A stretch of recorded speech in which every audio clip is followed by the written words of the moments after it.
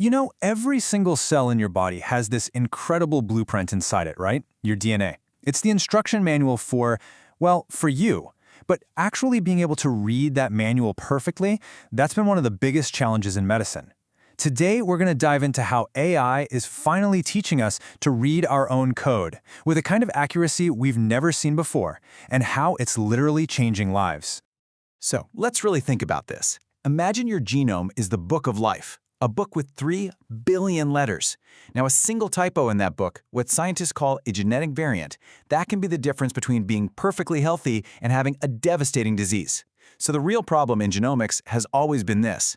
How in the world do you find that one critical typo? And, just as important, how do you find it fast enough to actually save a life? All right, so if we're going to find these typos, first things first, you need a reliable way to actually read the book, right? Well, that whole process has a name. It's called variant calling. Basically, we sequence a person's DNA, which chops it up into millions of tiny fragments. Then, we compare all those fragments to a standard reference genome to see what's different. And those differences, those are the variants. Finding them is absolutely crucial for everything, from diagnosing a rare genetic disease in a newborn to discovering the targets for brand new, life-saving drugs. Yeah, but here's the thing. It's just not that simple. The sequencing machines themselves aren't perfect, and trying to align millions of those little DNA fragments in exactly the right place, it's incredibly hard. All of this introduces a ton of electronic and chemical noise. So what you end up with is this huge, messy signal versus noise problem. Is that little blip you're seeing a real disease-causing variant, or is it just a random glitch from the machine? Getting that call wrong can have massive consequences. You see, the old-school statistical methods were pretty good, but they just kept hitting a wall with all this noise. So a team at Google came up with this really radical new idea. They asked, what if we stopped treating this like a statistics problem and started treating it like an image recognition problem? And that's how we got a tool called Deep Variant. And the core idea here was just genius. Instead of feeding a model a bunch of raw numbers, they figured out how to turn the aligned DNA data at any given spot into an image. They call it a pile-up image. It's a picture that visually represents all the evidence. This meant they could use the same kind of powerful deep learning models that are great at, say, identifying cats in photos to learn how to spot genetic variants. Okay, so take a look at this. It's actually pretty wild how it works.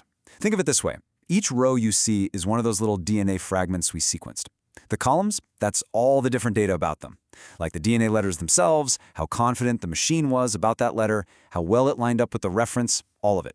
The AI learns to look at this whole picture all at once, just like a trained human expert would, to make a final call. And this is a perfect example of what the AI is actually seeing. On the left, you've got a super clear-cut case. All the DNA reads agree, they all show the same variant. That's a classic homozygous variant. It means you got the same version from both your parents. Then on the right, it's a perfect 50-50 split. That's a heterozygous case, where you've got one version from the reference and one version that's the variant. Easy peasy for the model. Okay, but what about all that noise we were talking about? Check this out. At first glance, a few of these reads look like they're showing a variant. But then, the AI looks at the other data channels, and it sees their quality scores are just awful. So it looks at the whole picture and correctly learns, nope, ignore those. That's a technical error, a glitch in the machine, not a real variant. So, what's the bottom line here? The bottom line is, this crazy idea worked. And it didn't just work. It worked incredibly well. Deep Variant just blew past the accuracy of all the older methods. And it wasn't just more accurate. Its confidence scores were way better calibrated. That means when Deep Variant says it's 99% sure something is real, it's actually truly 99% likely to be real. This was a huge, huge leap forward for the field. What's so cool is that this new AI approach wasn't just about solving an old problem. Nope. Its real power, its flexibility, was about to unlock a whole new generation of DNA sequencing tech. So for a long time, the gold standard was something called short-read sequencing. It gives you really accurate but teeny tiny snippets of DNA. But then this new technology, long-read sequencing, came along, and it offered huge advantages. We're talking reads that are thousands of letters long. So they can easily cross these really difficult, repetitive parts of our genome, where short reads just get completely lost. But there was a catch. The early versions had a different and often higher error rate, especially for little insertions or deletions. And this chart right here shows you exactly why that's such a big deal. In the easy parts of the genome, sure, both technologies do great. But in those really tough, repetitive neighborhoods, places like segmental duplications, the accuracy of short-read methods just plummets. But the long reads, because they can see the whole context, they stay incredibly accurate. They were the key to finally seeing the full picture. And this is where the AI approach is just a total game changer. Instead of having to build a completely new statistical model from the ground up to handle long reads, the researchers could just retrain deep variant. They just fed it a bunch of examples from new long-read sequencers, like those from PacBio, and the model simply learned the new error patterns. It just adapted. This proved that deep learning could give you all the incredible strengths of long-read sequencing without any of the downsides. So, okay, that's the tech. But what does this powerful combo of long reads and a super flexible AI get you in the real world?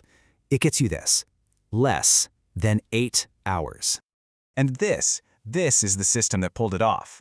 A team of researchers at Stanford and UC Santa Cruz built this amazing pipeline. They used long-read Oxford nanopore sequencers and a specialized workflow that included deep variant, and they were able to go from a patient's blood sample to a final genetic diagnosis in under 8 hours.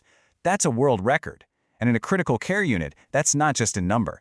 That can be the difference between life and death. Okay, so we're getting incredibly good at reading one person's genome, right? Fast, accurate. But all that progress shined a massive spotlight on a much, much bigger problem. Whose genome are we actually comparing it to?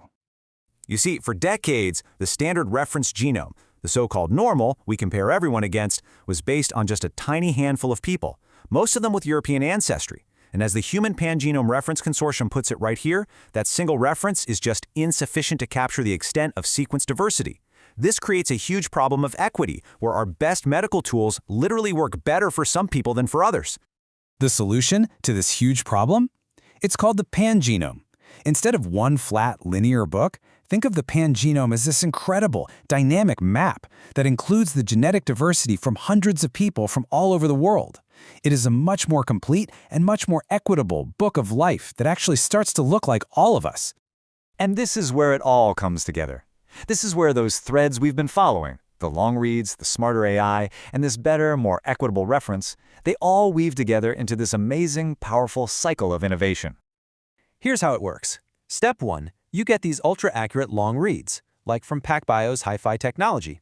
They're like the premium building blocks. Step 2, another AI tool, Deep Consensus, comes in and polishes those reads, making them even more accurate. Think of it as creating even better building materials. Step 3, that super high-quality data lets projects like the Human Pangenome Consortium build their amazing diverse reference maps. And finally, Step 4, by combining deep variant with this new, richer pangenome reference, you get more accurate and more equitable diagnoses for absolutely everyone. Each innovation just fuels the next one.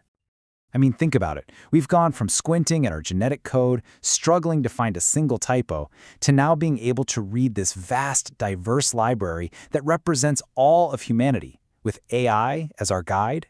It just leaves you with this one massive question. Now that we have a more complete map of who we are and the AI to read it, what are we going to discover next? What diseases are we finally going to be able to diagnose, treat, or maybe even cure?